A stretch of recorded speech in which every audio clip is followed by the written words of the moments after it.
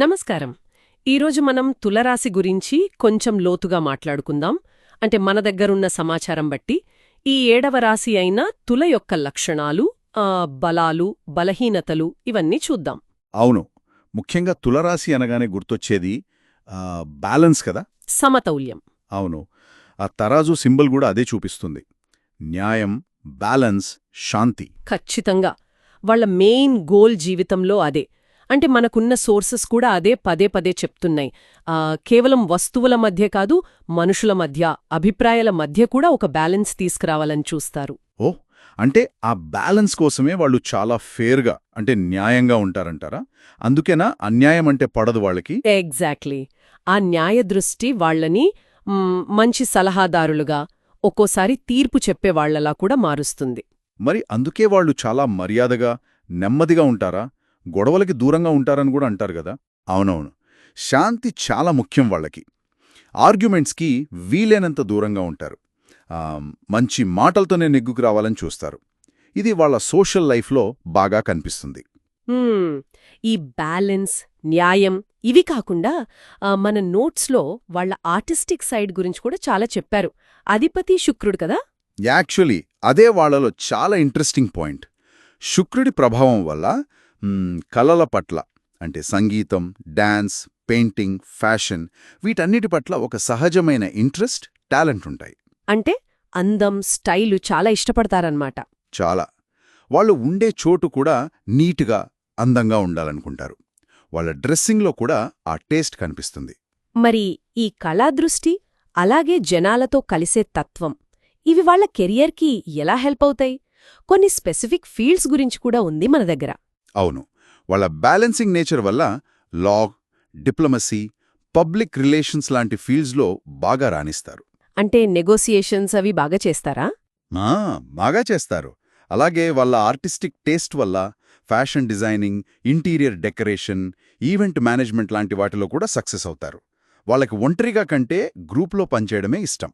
అంతా బానే ఉంది కానీ ఏవైనా ఛాలెంజ్లెస్ కూడా ఉంటాయా? మన సమాచారంలో బలహీనతల గురించి కూడా ఉంది కదా, ముఖ్యంగా డెసిషన్ మేకింగ్ దగ్గర. అక్కడికే వస్తున్నా. అది వాళ్ళ అతిపెద్ద వీక్నెస్ అని చెప్పొచ్చు.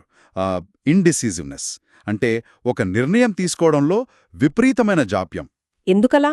అన్ని ఆప్షన్స్ బాగున్నాయని ఫీల్ అవుతారా లేక? అది ఒక కారణం. ఇంకా అన్ని కోణాలు చూస్తారు, రెండు వైపులా ఆలోచిస్తారు, అందర్నీ సంతృప్తిపరచాలి అనుకుంటారు.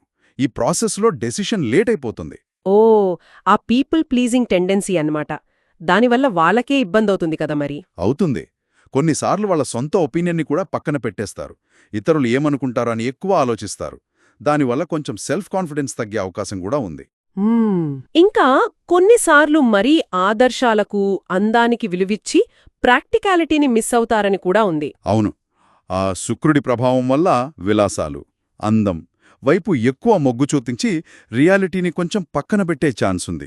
ద్వంద్వభావాలు, అంటే ఒక విషయంపై క్లారిటీ లేకపోవడం కూడా కనిపిస్తుంది కొన్నిసార్లు. మరి ఇవన్నీ వాళ్ళ రిలేషన్షిప్స్ని ఎలా ఎఫెక్ట్ చేస్తాయి? ప్రేమ, స్నేహం లాంటి విషయాల్లో. రిలేషన్షిప్స్లో కూడా వాళ్లకి శాంతి, సామరస్యం, అందం చాలా ముఖ్యం. ఎమోషనల్ స్టెబిలిటీ కావాలి. గొడవలు, ఆర్గ్యుమెంట్స్ అస్సలు ఇష్టపడరు. అంటే ప్రశాంతంగా మాట్లాడేవాళ్లే నచ్చుతారా?